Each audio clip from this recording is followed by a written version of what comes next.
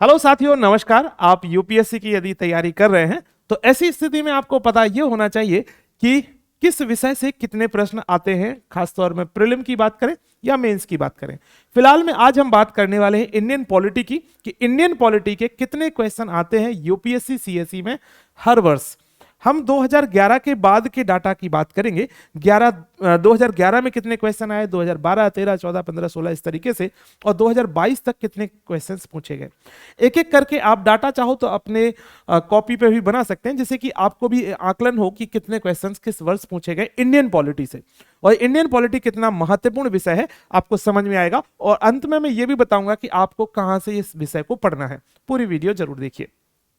तो सबसे पहले हम बात करेंगे 2011 की, इंडियन पॉलिटी में कितने क्वेश्चन पूछे गए 2011 में। चूंकि यहां पैटर्न चेंज हुआ था तो यहां से हम बात करते हैं। यहां पे 12 क्वेश्चन पूछे गए, वेरी इंपॉर्टेंट। कितने क्वेश्चन, एक एक करके आप चाहो तो नोट डाउन कर सकते हैं। 12 क्वेश्चन पूछे गए 2011 में। 2012 की मैं बात करता हूं तो 2012 में अच्छा उछाल आया और 21 क्वेश्चन यहां से पूछे गए। 21 क्वेश्चन इंडियन पॉलिटी और गवर्नेंस को मिला करके 21 क्वेश्चन पूछे गए। 2013 की बात करते हैं तो यहां पे 17 क्वेश्चन यानी 17 प्रश्न पूछे गए 2013 में। 2014 की बात करते हैं तो 2014 में 12 क्वेश्चन यानी थोड़ी सी संख्या कम हुई यहां प्रश्नों की इंडियन पॉलिटी के। उसके बाद 2015 की बात करते हैं तो यहां पे थोड़ा सा एक क्वेश्चन ज्यादा, मतलब 12 थे तो यहां पे 13 क्वेश्चन पूछे गए। 2016 की बात करते हैं और 2016 एक ऐसा ईयर है जहां इंडियन पॉलिटी के सबसे कम प्रश्न पूछे गए थे। केवल और केवल 7 क्वेश्चन पूछे गए, 7 प्रश्न पूछे गए। आप देख पा रहे हो कि किस तरीके से क्वेश्चन घट और बढ़ रहे हैं। लेकिन अभी एक एवरेज भी दिखाऊंगा मैं कि किस तरीके से एक एवरेज बन रहा है। 2016 में 7 क्वेश्चन पूछे गए। 2017 की बात करते हैं तो 2017 में सीधा एक बड़ा उछाल आया, यानी कम क्वेश्चन फिर उसके बाद सीधे, तो यहां पे 23 क्वेश्चन अब तक के सबसे ज्यादा क्वेश्चन 2017 में इंडियन पॉलिटी में पूछे गए, 23 क्वेश्चन। 2018 की जब हम बात करेंगे तो फिर यहां पे थोड़े से क्वेश्चंस की कमी आई और 15 क्वेश्चन यहां पूछे गए। और 2017 और 2018 और 2019 की जब हम बात करते हैं, 2019 में आपसे 12 क्वेश्चन पूछे गए। अब देखो यहां से फिर से इस तरीके से कुछ ना एक जिगजैग चल रहा है, तो यहां पे 15 क्वेश्चन फिर 12 क्वेश्चन। उसके बाद 2020 की जब हम बात करते हैं तो 2020 में प्रश्नों की संख्या फिर से बढ़ जाती है और हो जाती है 16।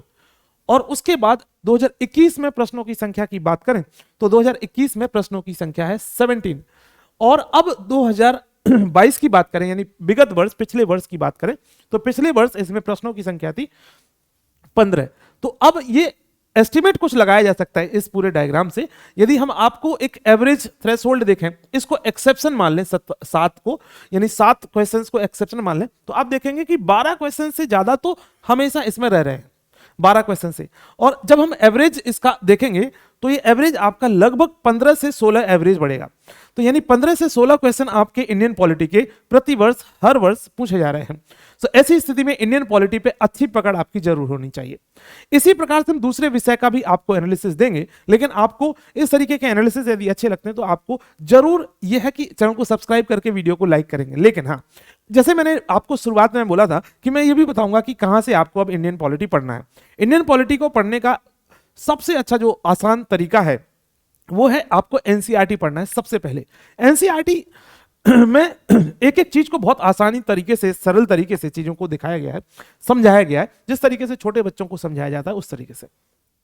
उसके बाद संविधान कहां से पढ़ना है, कॉन्स्टिट्यूशन कहां से पढ़ना है, तो उसके लिए बेयर एक्ट है। बेयर एक्ट से आप पढ़िए, एक एक एक्ट के बारे में, एक एक संविधान के अनुच्छेद के बारे में आपको बड़े आसान भाषा में वहां पे मिल जाएगा, हिंदी और इंग्लिश दोनों में।